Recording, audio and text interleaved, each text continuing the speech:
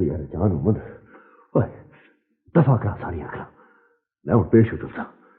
कोई अभी नहीं तू इधर मेरे पास छुपा रहे यार बहु बुजदली वाली गल है वही तेरी गिरफ्तार हो जाए और प्यो लुकता फिरे और खुशी मोहम्मद अक्लमंदी ये नहीं है मैं उसकी जमानत की कोशिश करता हूं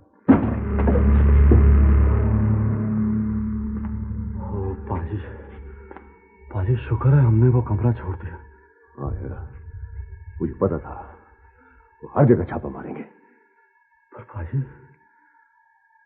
हम कब तक छुपते रहेंगे यार यही तो मैं कह रहा हूं अब सिर्फ छुपने वाला काम न चल सी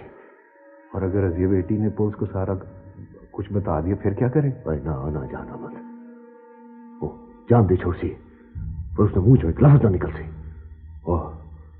खुशी मोहम्मद ने दी है इसीलिए तो मैं कह रहा हूं उसकी जमानत करानी बहुत जरूरी है हाँ जल्दी आ रहा जानो कोशिश कर हाला